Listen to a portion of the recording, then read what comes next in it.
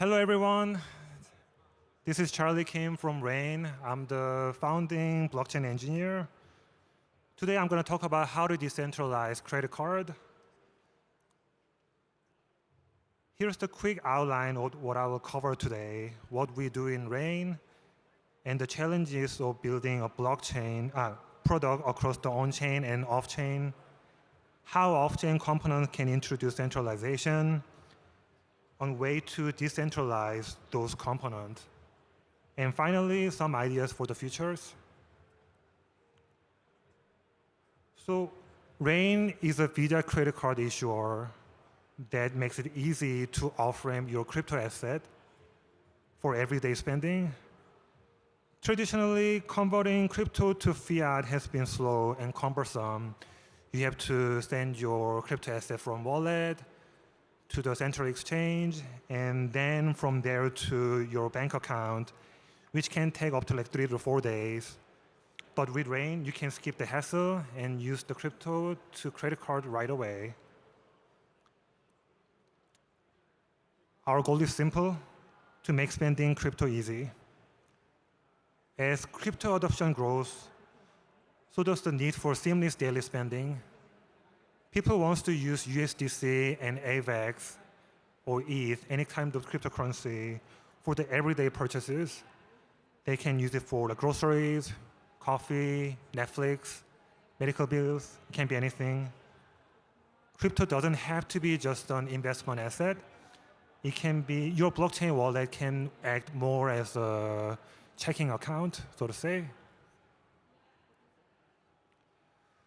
So there's an important context where this is coming from.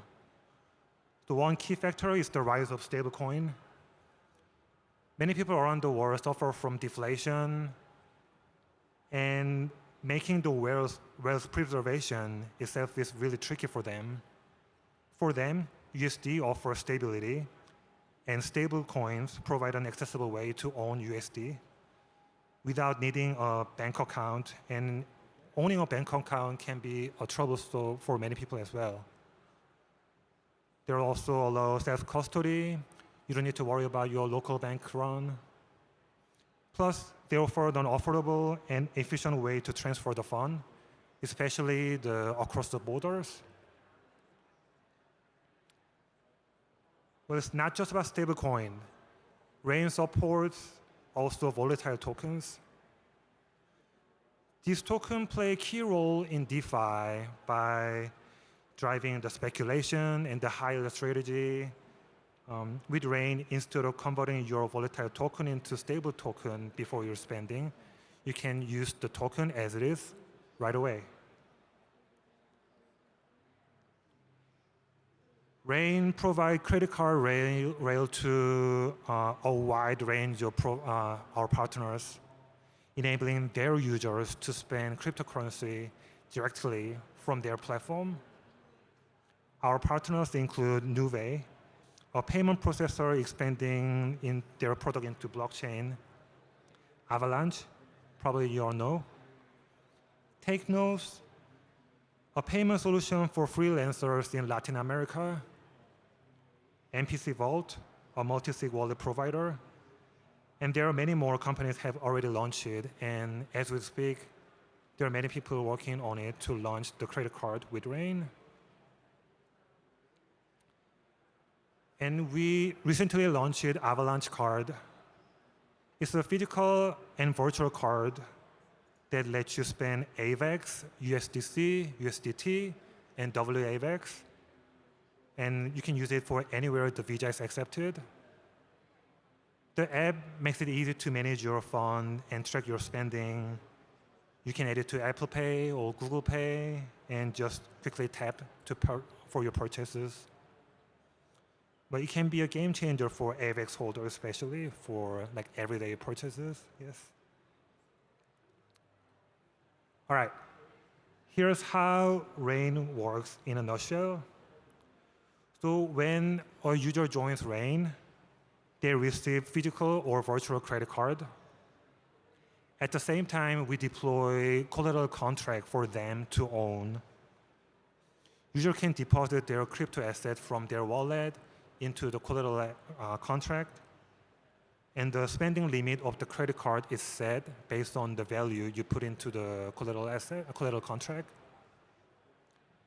And from there, user can spend anywhere the Visa is accepted, just like any other credit card. And here's the challenge. To make Rain card work, we need to coordinate both on-chain and off-chain components together. While the asset exists on-chain, the credit card activity happens off-chain, and the card ledger is stored in an off-chain database, while the credit card balance payment occurs on-chain. A key challenge is that on-chain component is hard for it to access the off-chain data due to its technical limit of the blockchain, or it can be just because of the privacy concern. This creates the gap between on-chain and off-chain systems. Integrating makes it harder because of this.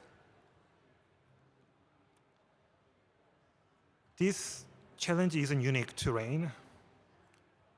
Actually, it's a common issue when it comes to when you want to adopt real-world asset into blockchain.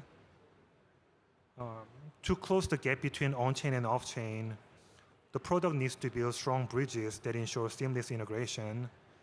We already see some example of this. It can be like central exchange for the exchange your crypto to fiat, price feed oracle that bridge exchange rate into on-chain, tokenized asset that bridge the traditional finance with blockchain, representing USD, US Treasury, and even real estate sometimes.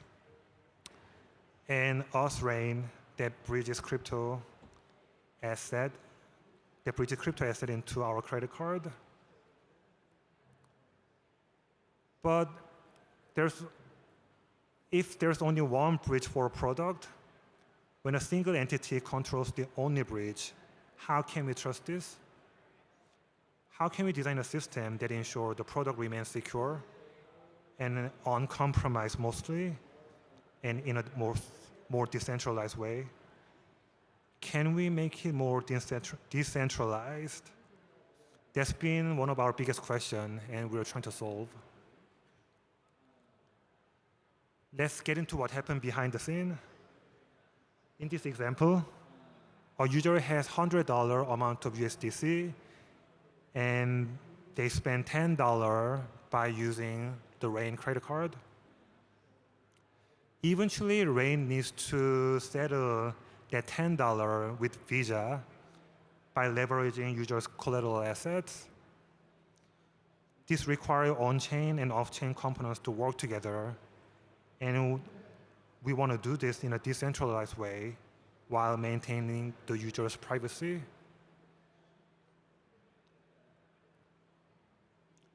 Well, here's the idea.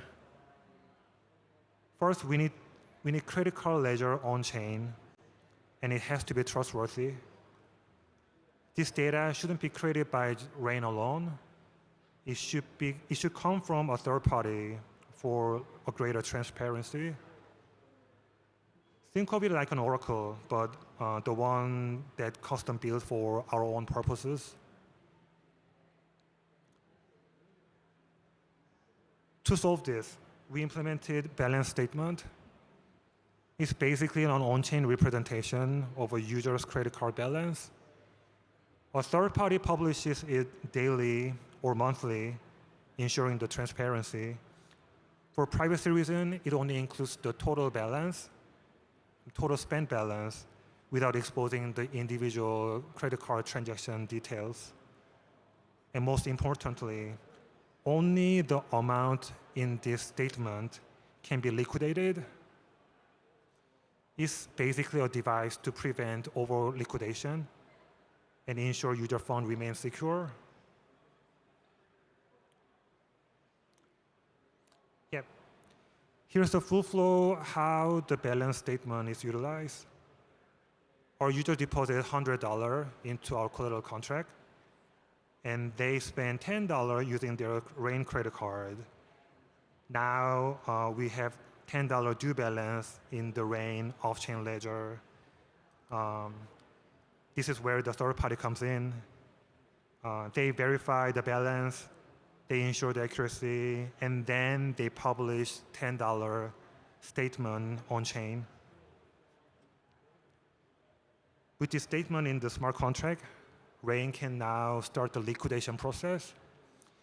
The liquidation ultimately send $10 to Visa settlement account.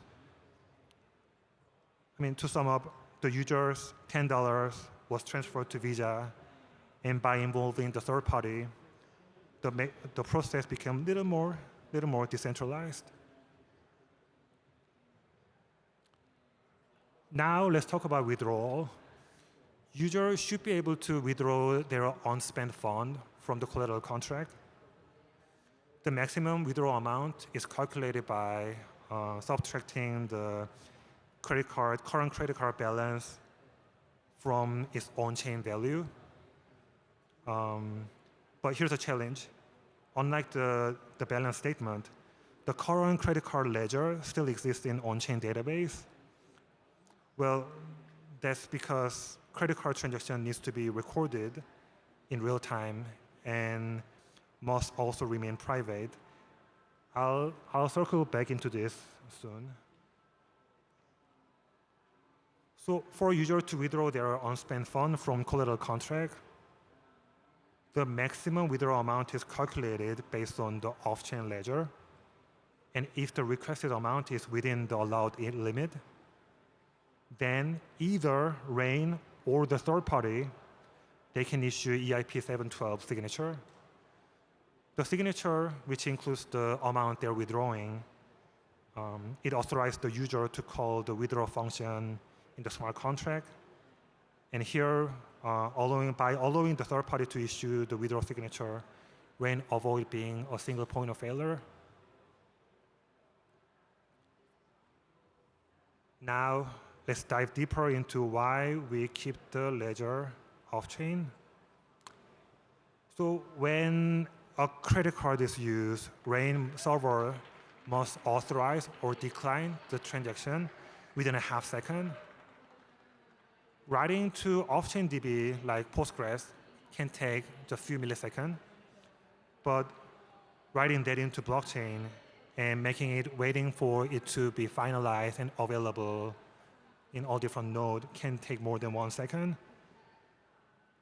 Because of this speed limitation, we cannot update on-chain ledger completely before authorizing the card transaction. If we instead update the ledger asynchronously, so to say, authorize the card transaction first, and then update the card ledger on-chain later, it creates a window where a fraudulent user can get in and they can withdraw the fund before the ledger is updated. Well, that said, this should be a solvable problem in the near future. And yeah, with the faster blockchain, we should be able to bring more of this process into blockchain. Here's some idea for the statement. We haven't implemented yet, but we have some idea going on that right now the third party published in the statement act more as an auditor, but we're thinking that maybe the service providers who would get paid from the user eventually, they can publish their own statement to the on-chain directly.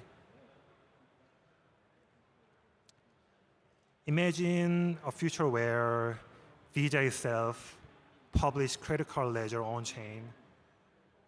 Since they're the source of truth when it comes to Visa credit card already, online services like Netflix or AWS, they can publish their own monthly statement to on-chain. And in the retail store, like POS terminals, they can publish statement on-chain. Mortgage lender post their monthly statement. Freelancer can also issue their invoices directly on-chain. Well, this kind of self-publishing model eliminates the middleman, reducing the centralization risk, making the transaction more transparent and efficient. Wrapping up, here's the picture of Pittsburgh where I studied. It's known for its many bridges. There are so many bridges all over. And it got me thinking, as the real-world asset ecosystem expand on blockchain, we're going to see more and more bridges built, connecting on-chain and off-chain world. Integrating these third-party bridges together into the product and just being the bridge itself. And it's going to introduce more trustful and decentralized ecosystem naturally, I think. Well, thank you all for listening. Rain is live on Ethereum, Polygon, Arbitrum Optimism, Avalanche Base, ZK Sync, and we just launched it on Solana, our first non-EVM token. And we're expanding soon to Stellar, Sui, Sei, Aptos, and Tron. If you're interested in issuing your own car product with us, feel free to reach out at support@raincars.xyz. Thank you so much for listening.